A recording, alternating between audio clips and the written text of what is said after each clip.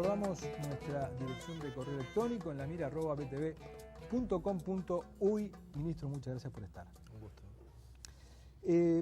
Hace unos días, a propósito de que la calificadora Standard & Poor's le dio la calificación a Uruguay, le dio el grado de inversor, usted escribió un artículo para el diario El Observador, donde en una parte dice: las recomendaciones contenidas en el informe de Standard & Poor's no constituyen para nosotros una hoja de ruta que dé cuenta de ninguna clase de continuidad con políticas totalmente superadas y dejadas atrás. Hay mucha gente que sostiene que los gobiernos frente amplistas en materia económica son una continuidad, o tienen o marcan una continuidad de lo que fueron las políticas de blancos y colorados. Sí, yo creo que cuando en general se opina acerca de la orientación de la política económica, se suelen, en estas circunstancias o en cualquier circunstancia, pero en estas en particular, en las cuales hay consideraciones políticas de por medio, se suele incurrir a mi entender, en un error que conduce a hacer una comparación sobre cosas que yo no entiendo que sean las que definen el soporte de la política económica. Yo creo que muchas veces cuando se habla de acontecimientos que son continuidades, se está pensando mucho más que en las políticas económicas propiamente dichas, en aproximaciones acerca de cómo funciona la economía. O sea, si usted me pregunta, entre el año 2012 y décadas anteriores, la organización de la economía ha cambiado porque las empresas cambian, porque los mercados cambian, pero sigue siendo una economía orientada por el mercado, con regulaciones públicas y con una organización descentralizada de la toma de decisiones económicas que forma parte de una especie de línea de continuidad. O sea, no ha habido, en ese sentido, un cambio radical en lo que es la organización de la actividad económica. Tampoco, cuando se hace esa comparación histórica, se acierta cuando se dice los discursos y las prioridades y los énfasis que se ponen en determinadas políticas hoy son similares a las que inspiraban los discursos de otros momentos. Yo creo, por ejemplo, que los años 90 fueron formidables experimentos de discursos incumplidos. O sea, una apelación a la estabilidad macroeconómica, a la estabilidad fiscal, a la estabilidad monetaria, al funcionamiento de los mercados financieros, con un enorme fracaso. Que luego no se cumplió, dice usted. Enorme fracaso. Pero permíteme una cosita, porque yo a veces pienso que quizá cuando se habla de esto, de la continuidad, quienes dicen esto, quizá se están refiriendo más que a lo que se hizo, a lo que la izquierda anunció y luego no hizo. Por ejemplo, muchos de sus compañeros hablaban o decían de que era hasta bueno tener inflación. Yo fui cronista parlamentario y recuerdo cuando la bancada del Frente Amplio hacía propuestas de gastos sin la contrapartida de financiación. Se comparó a los inversores, usted recuerda, con piratas. La izquierda decía, los inversores son piratas, no dejemos de entrar. Entonces, quizá cuando se habla de la continuidad, se dice, bueno, todo aquello que la izquierda planteaba sobre la economía, luego no hizo eso. De vuelta, yo creo que algunos inversores que tuvimos en este país se parecían más a piratas que a los empresarios que tenemos hoy trabajando duro por el país. Nosotros, buena parte de los insucesos financieros de este país tuvieron que ver con gente que adquiría bancos y que solo en Uruguay, uno podría decir, podían adquirir bancos en las condiciones, con la reputación y los antecedentes que tenían. Pero no quiero entrar en ese aspecto. Yo creo que sí, el Frente Amplio, la izquierda uruguaya, ha hecho un proceso en parte previo a acceder al gobierno y después en el gobierno, que ha implicado necesariamente revalorización de cosas que no se valoraban o incluso cambios de visión sobre algunas cosas. Yo creo que eso es una cosa. Y otra cosa es decir que es una continuidad del pasado. Usted me preguntaba si era una continuidad del pasado. Yo creo que, por ejemplo, durante muchos años escuchamos, y yo lo escuché y yo creía en eso, que la prudencia, el cuidado fiscal era muy importante. Nunca se practicó. Ahora, cuando el Frente Amplio llega y hace de los equilibrios macroeconómicos, el equilibrio fiscal, de la estabilidad monetaria, un ancla relevante para la economía, recupera sí una parte de un discurso, pero que jamás había sido en la práctica lo que había estado definiendo como era la política económica. Entonces lo que dice que antes estaba en el discurso, pero que no se ejecutaba. Yo estoy convencido que hay una parte medular de a lo que se llama continuidad, que son discusiones en las palabras. Pero, por ejemplo, yo digo, miremos la forma en que se siente contemplada normalmente la discusión política en el país acerca de temas económicos. Planteamos una reforma fiscal integral, que yo sepa la votó solo el Frente Amplio. Por tanto, la política fiscal interpretada en su sistema tributario recibió un cambio formidable. En segundo lugar, nosotros hemos introducido cambios normativos y prácticos muy importantes en todo lo que se refiere a regulación financiera. Cambios muy importantes, cambios que en muchos casos no fueron comprendidos ni acompañados por quienes tenían opiniones diferentes. Me remito, por ejemplo, a lo que ha sido toda la gestión en términos de un conjunto de leyes y normas que han cambiado el funcionamiento de la economía. Hemos impulsado una nueva reglamentación de la ley de inversiones que tiene un papel muy importante en lo que está ocurriendo. Esa ha sido constantemente interpelada, constantemente cuestionada. Entonces, yo tengo la impresión que hay una parte de lo que se llama continuidad, que es que sí, la política económica del gobierno del doctor Tabaré Vázquez y del actual presidente Mujica ha hecho base muy sólida en algunas cosas que era muy importante que el país de una vez por todas las tuviera como basamentos y como pilares sólidos del funcionamiento de la economía. Y otra cosa es que esto sea una suerte de continuidad en la que, por ejemplo, se habla de la misma continuidad de política económica cuando desde mediados de los 90 hasta el año 2005 no hubo negociación colectiva. Y nadie podría esperar los resultados económicos que estamos observando en este país, y los resultados en términos de reducción de pobreza, pobreza extrema, justicia distributiva, si no es al amparo de la reinstalación de la negociación colectiva.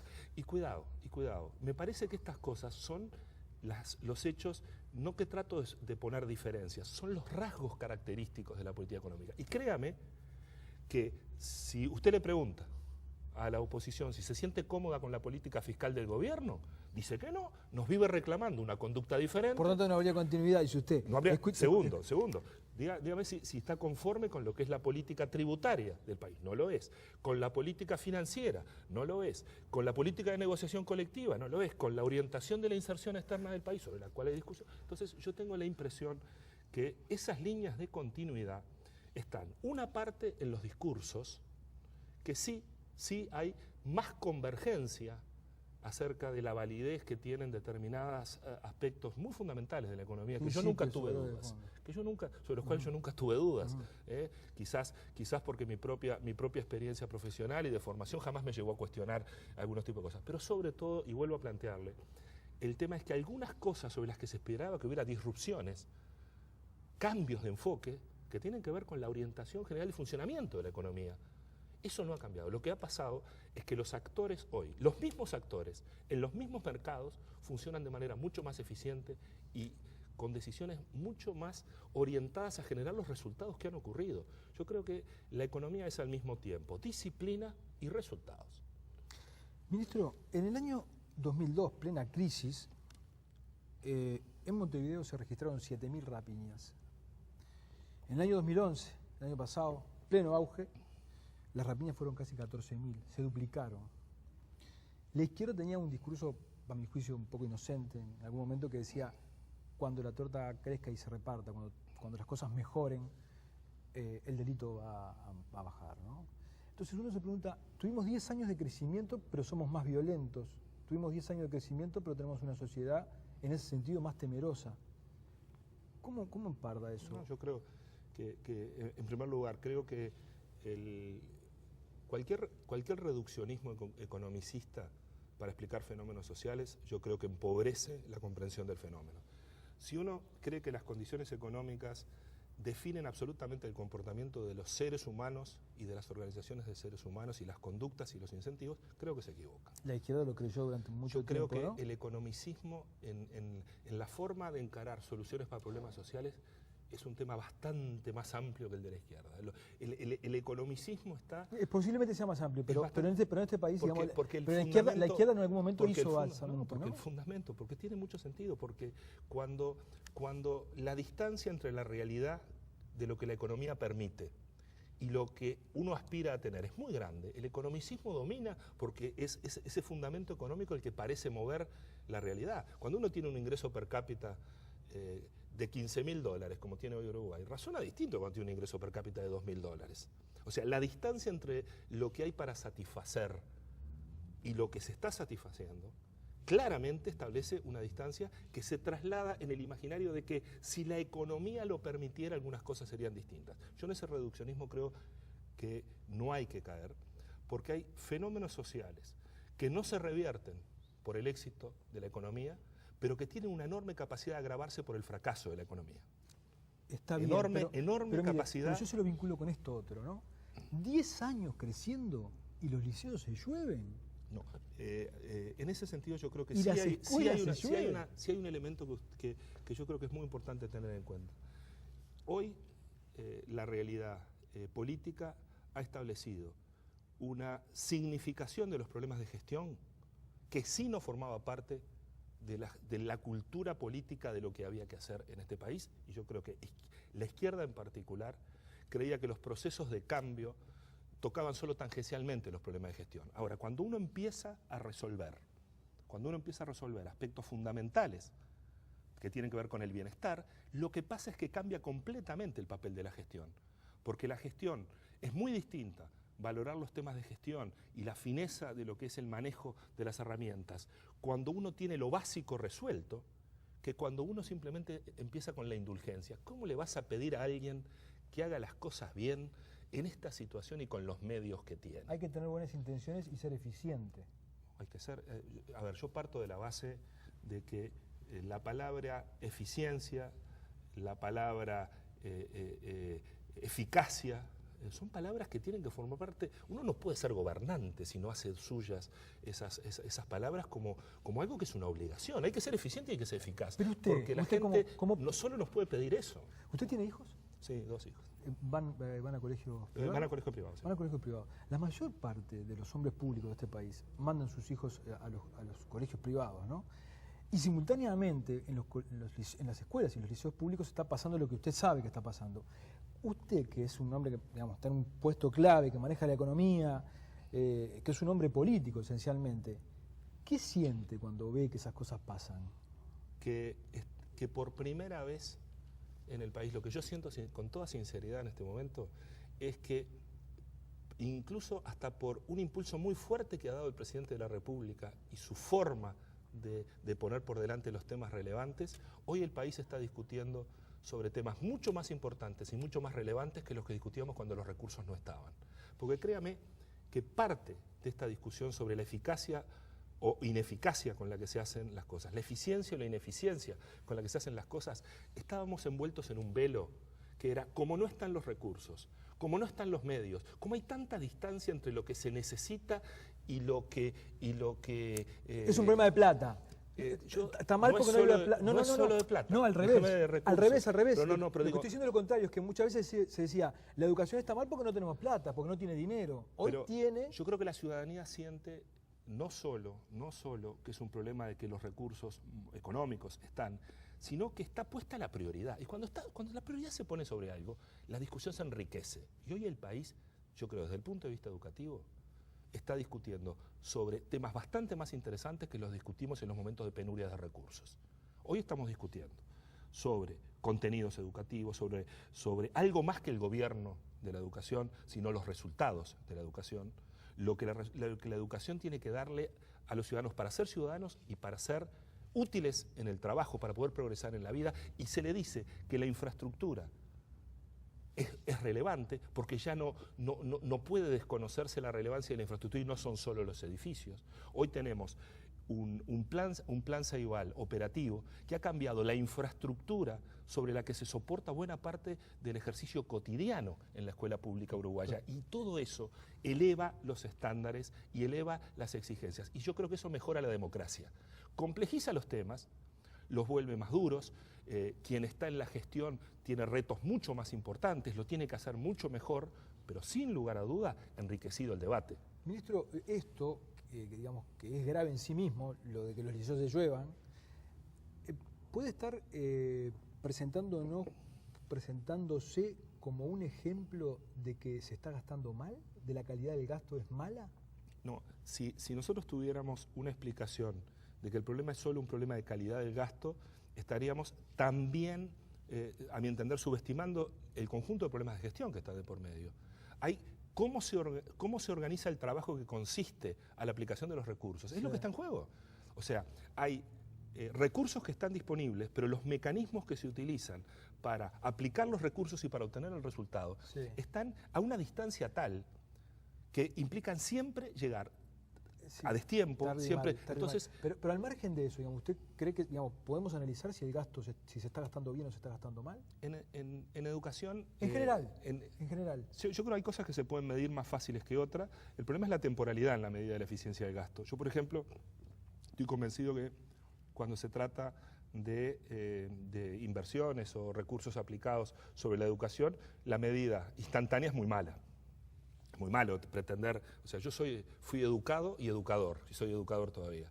O sea, jamás se le puede pedir a la educación el inmediatismo, porque la transformación de la educación, lo que la educación es capaz de transformar, es algo que solo puede ocurrir con un horizonte temporal que no sea el inmediatismo. Un maestro, un profesor, es esencialmente alguien muy paciente.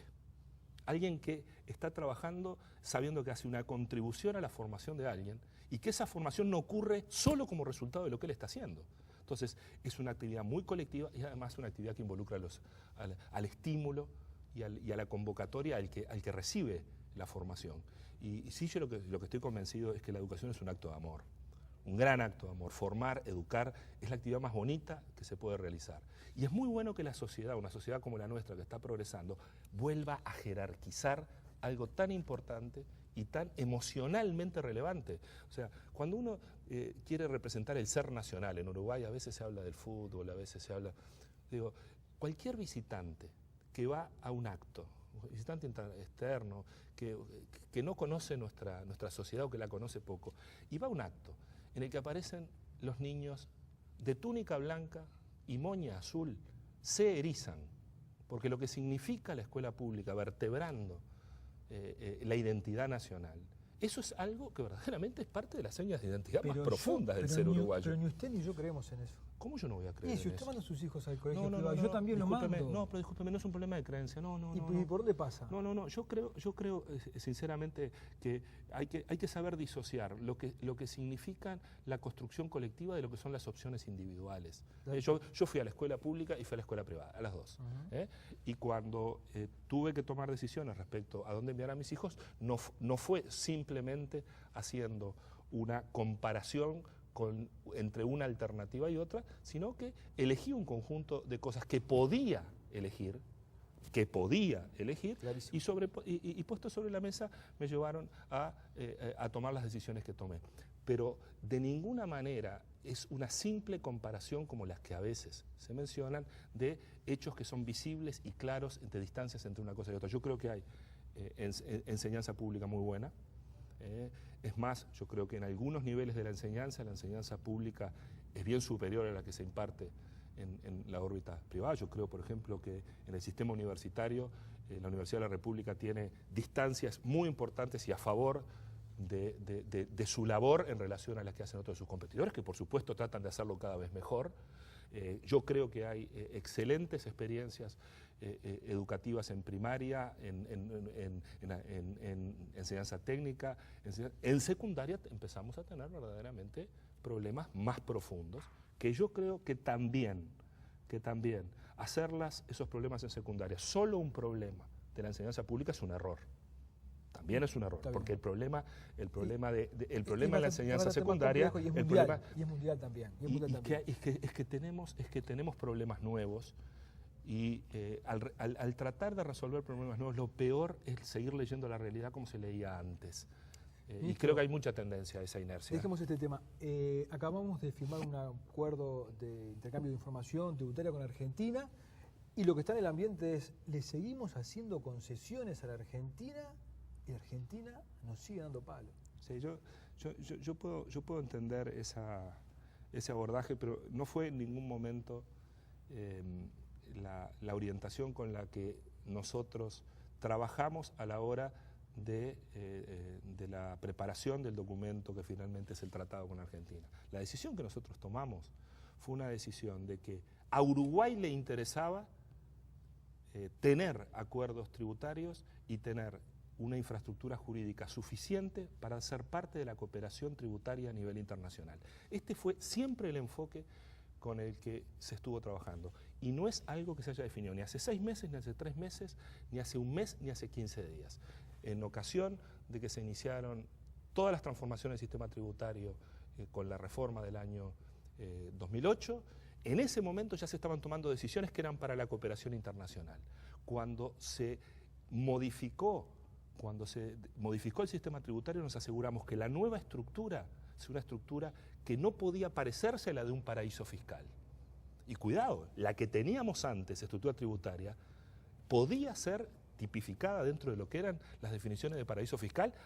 Pero lo defendíamos todos, ¿no? ¿O lo defendían en todos? Mi caso, permítame decir que en mi caso jamás adherí al esquema tributario que tenía Uruguay. Es más, yo soy de los que estoy convencidos que uno de los progresos más importantes en la estructura tributaria, en la relación de contribuyente con el sistema tributario, es lo que se hizo en el 2008. Una reforma formidablemente bien diseñada, además. Pero después se avanzó con el inicio de las tramitaciones de tratados para eliminar la doble tributación y de intercambio de información. Después se decidió ser parte del foro de transparencia de información con fines tributarios. Y por último nos sometimos en ese marco a lo que se llama el proceso de revisión entre pares. El proceso de revisión entre pares era que nos dijeran qué le faltaba a Uruguay para ser parte de la cooperación.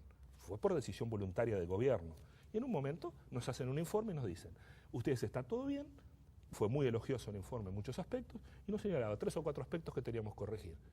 Uno de ellos era que teníamos que firmar tratados con algunos socios con los que hasta ese momento no teníamos y nos identificaba a Argentina y a Brasil. Nosotros no dudamos un momento en términos de que si esa era la agenda relevante para ser parte de la cooperación, Uruguay, que quiere ser parte de esa cooperación, lo iba a hacer. Y no se está haciendo a la espera de no una señal de Argentina. Es que yo creo sinceramente que haríamos muy mal simplemente de pensar que esto que estamos haciendo por nuestro propio bien, alguien lo puede tomar como moneda de pago de algo que está haciéndonos daño. Porque lo que está pasando es muy simple. Argentina a Uruguay le está haciendo daño en todo lo que son las relaciones comerciales. Incumple compromisos en el marco del Mercosur y el gobierno no tiene otra forma, haya o no acuerdo tributario, que reclamar insistentemente por el cumplimiento de la palabra, por defender los intereses nacionales, por defender los intereses de nuestros empresarios, de nuestros trabajadores, y que se cumpla lo que nosotros estamos cumpliendo. Ahora, el incumplimiento de otros no nos puede llevar a pensar que lo que nosotros tenemos que hacer por nosotros mismos esto no es una moneda de cambio. Sino que es algo, dice usted, beneficioso para Uruguay. Mire, yo no hubiera asesorado al presidente de la República de caminar y transitar el camino que estamos recorriendo en materia de cooperación tributaria si no estuviera convencido que es muy bueno para el país. Y no es porque fíjese esto, no es porque yo piense que sería peor si no lo hacemos, es que yo creo que es muy bueno. Un país que ha generado el conjunto de activos de reputación, credibilidad y respeto internacional por la forma en que procede, lo mejor que puede hacer es estar de lleno en la cooperación internacional, haciendo valer lo que es. Yo creo que para los uruguayos y para quienes no son uruguayos, nuestras conductas y nuestras formas de ser no generan admiración, generan respeto. Y eso, yo me quedo muy contento como uruguayo que genere respeto a lo que nosotros hacemos. Nada más, yo no pido más nada que eso. Ministro, ser respetado. Se nos termina el tiempo, le quiero hacer una última pregunta. Yo ya sé que usted no va a hacer campaña, no está en campaña, no, pero ¿le gustaría ser presidente? No. ¿No le gustaría ser presidente? No, en absoluto. Yo estoy muy convencido. Yo soy una persona que ha militado en política desde siempre. Desde que pude empezar a militar, muy joven y en la dictadura, empecé de las formas incipientes que en aquel momento se podía militar, pero siempre me sentí convocado por la actividad política y sí le digo, yo voy a seguir militando en política. Esté en el gobierno o no esté en el gobierno, pero hasta me parecería extraño definir mi vocación por la política en términos de en qué lugar voy a estar.